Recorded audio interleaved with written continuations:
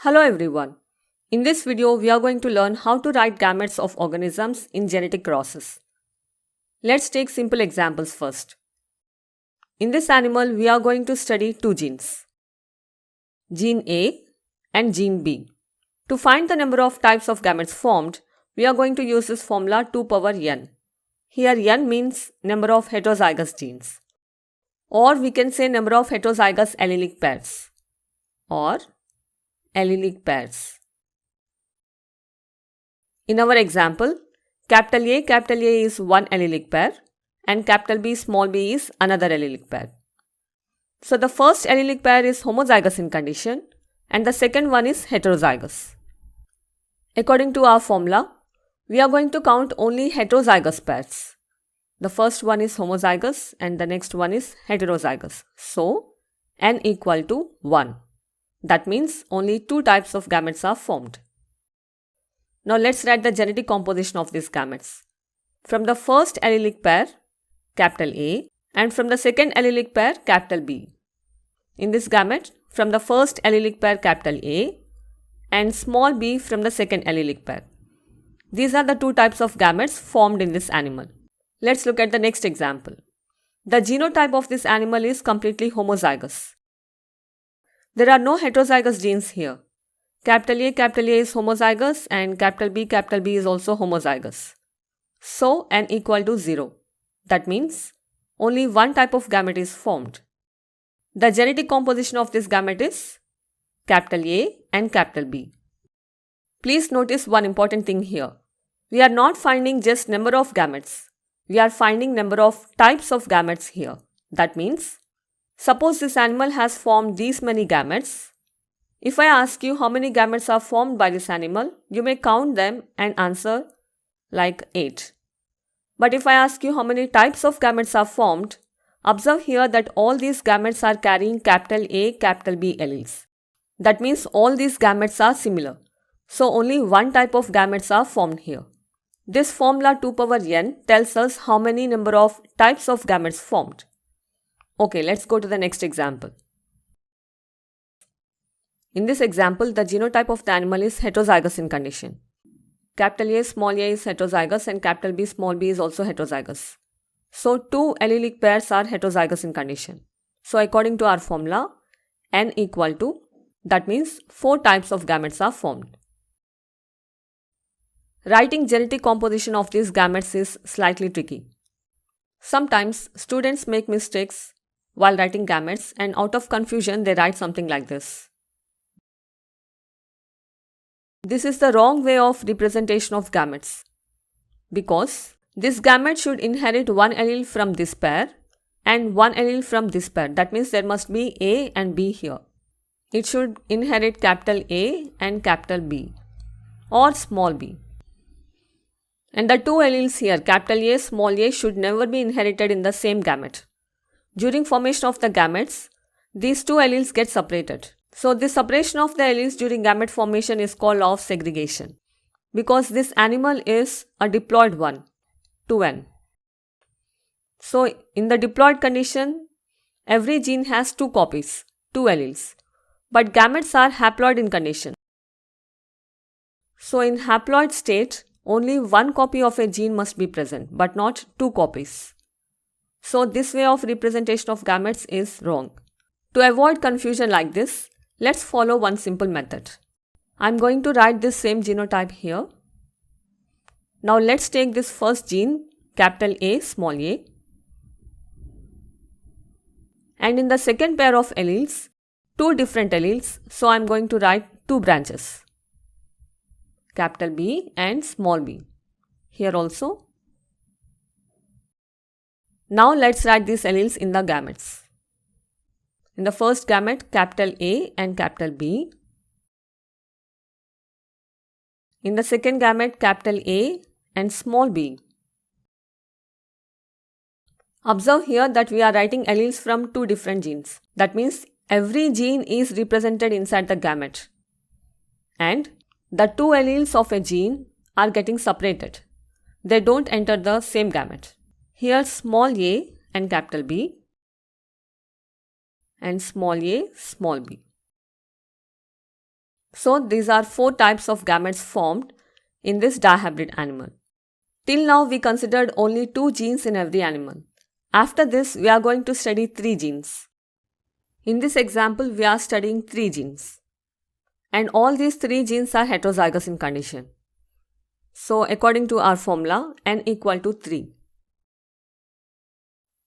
So 8 types of gametes are formed. To find the genetic composition of the gametes, let's follow the simple method.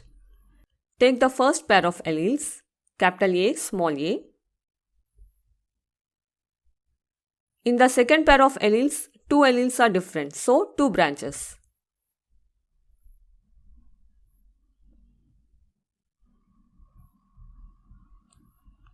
In the third pair also 2 alleles are different, so 2 branches again.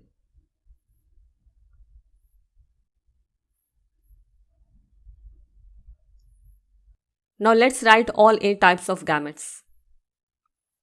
From the first pair of alleles, capital A, second pair capital B, and third pair capital E. Next capital A, capital B and small e. After that capital A, small b, capital E. Then capital A, small b and small e. The same genetic composition occurs here also. Only difference is in the place of capital A you will find small a. So let's write them. Small a, capital B, capital E. Small a, capital B, small e. Small a, small b, capital E. And small a, small b, small e. So these are 8 different types of gametes formed in this organism. Let's look at a similar example but with different genotype. This is the previous example where we have written 8 different gametes. Now in this new fly, we are studying the same 3 genes, but this genotype is different. The first allelic pair is heterozygous, this is homozygous and this is heterozygous. So according to our formula, n equal to 2. That means 4 types of gametes are formed. To know the genetic composition of these gametes, let's take the first pair of alleles, capital A, small a. In the second pair of alleles, both alleles are similar. So we are going to draw only one branch, capital B, and here also capital B. In the third pair of alleles, there are 2 different alleles. So 2 branches, capital E and small e.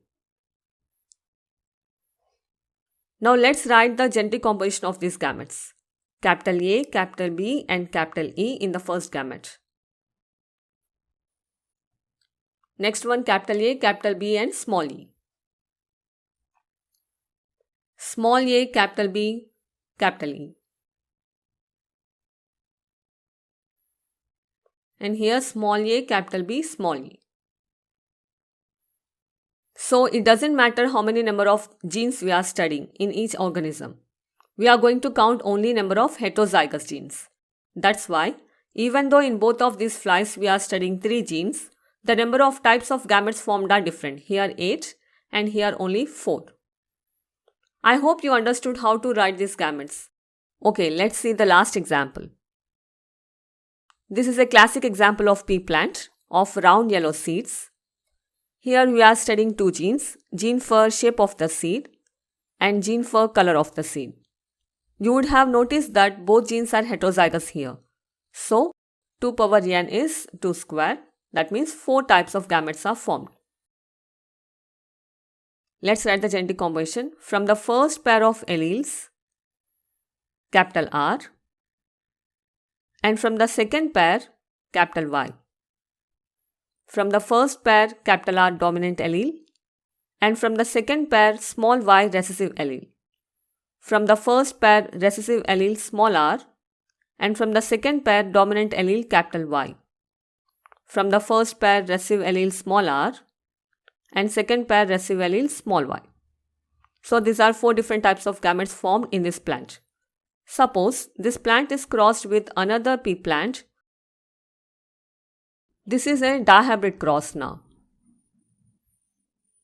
Let's count the number of heterozygous genes here. This is heterozygous and this is homozygous. So n equal to 1. That means 2 types of gametes are formed. Let's write the genetic composition of the gametes. From the first pair, a dominant allele capital R, and from the second pair, recessive allele small y. From the first pair, recessive allele small r, and second pair, recessive allele small y. So there are 2 types of gametes formed by this plant. Now, if we want to find the next generation, we are going to write these gametes in a Punnett square. So these are the next generation seeds formed. Usually, all students write these crosses correctly, but most of the time they make mistakes while writing gametes only. Like for example, instead of writing small r small y, by mistake you would have written small y small y. Then these genotypes will be wrong. Or if you make any mistake in these gametes, then also the genotypes of this whole offspring goes wrong. So it is very crucial to learn properly how to write gametes. I hope you understood how to write these gametes accurately. If you want to retain the information you learnt in this video, please practice these questions. After finding gametes, try to compare each genotype and the number of gametes. Every time you are going to write the gametes, first of all find the number of types of gametes and then only start writing the composition of these gametes.